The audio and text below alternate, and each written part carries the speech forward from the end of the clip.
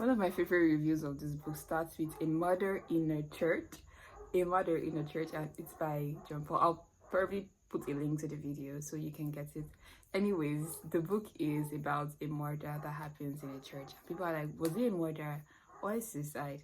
Anyways, hi, welcome to Rolling Through Books, and today I will be discussing Gaslight by Femi Kayode. First things first, if I haven't recommended this to you before, I honestly apologize. It's something you should get to read as soon as possible. It's a very, very beautiful book. Now, why is it a very beautiful book? If you've read Light Seekers, because I love Light Seekers, so I knew that Femi Kayode was going to be an author by author for me. So whatever he wrote, I was going to read. When I was seeing news about Gaslight, I was like, God, please, I need a copy. And then I got a book. Was it a book voucher or book giveaway? But yes, so that's how I got Gaslight, and I gobbled it up. I loved it so much. It was so interesting.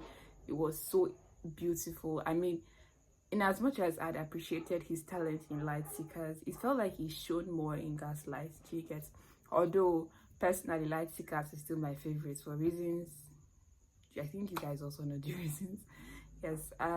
One of the things I'll talk about is how in Light Seekers we see that the characters in Light Seekers, a few of them show up here in Gaslight. So Philip Taiwo has, since he was successful with the case, he's been called upon to do another one, and so he starts to investigate if this is a murder or a suicide.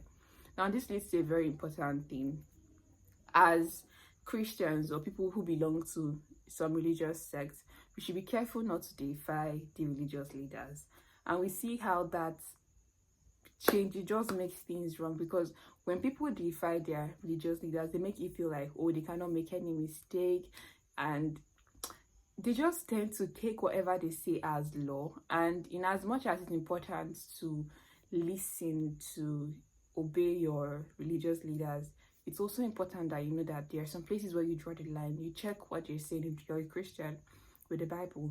If you're a Muslim, you check with the Quran. And yeah, in another review, I'll mention this as from the point of a Muslim. Do you understand? But here, it was just very sad how people just did things because, oh, their pastor said things.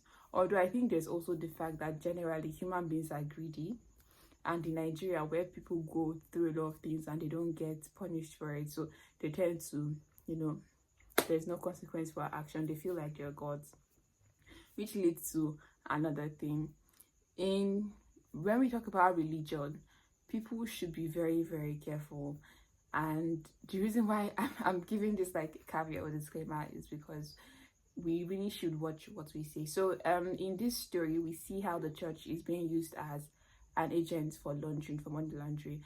Now in Nigeria, we know some businesses are associated with money laundering, right? And when I read this, it reminded me of what happened in Unfinished Business by Leia Denale, where it was shown that, oh, this church was also used as an avenue for money laundering. That's the same thing that happened here. And I was like, is there something people are not telling us? Anyways, if there is, I don't know. Like, I just don't know. Another thing I'll talk about is mental health. So there's a quote in the book, and I'm not very fluent in my Yoruba, so I'll just go straight to the English translation that says that it is easier to look at a madman in the market for entertainment, but not when it's your own child. So when we talk about mental health in Nigeria, everybody's always like, I will not run mad in Jesus' name, blah, blah, blah, and blah. But we forget is that mad people are humans. In fact, they are people. They just have something going on in their head, and it's very crazy how we treat them as though they are lesser than humans. I mean, if you see the way mad people are treated in Nigeria, you will feel very sad for them.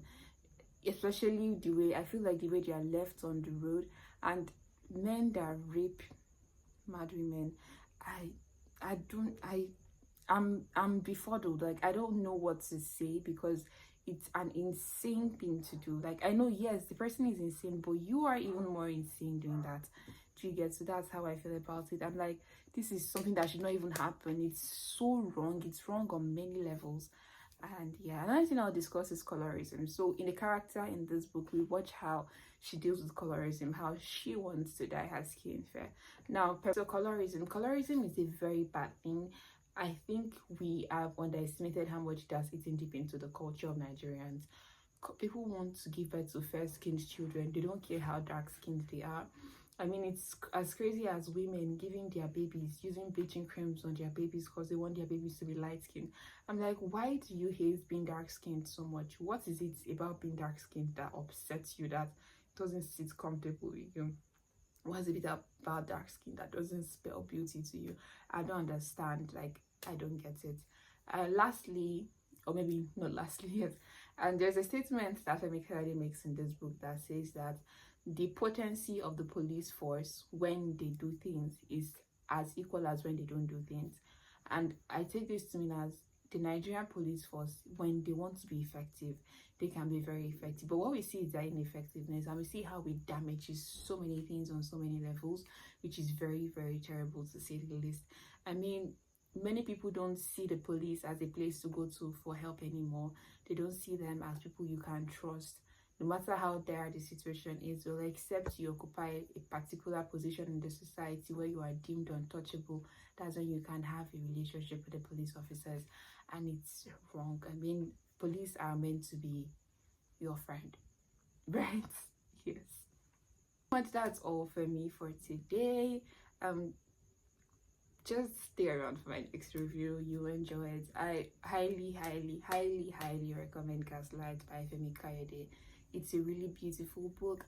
I can't wait to read what he writes next because I'm all sold for his writings. Anyways, bye. See you in my next video.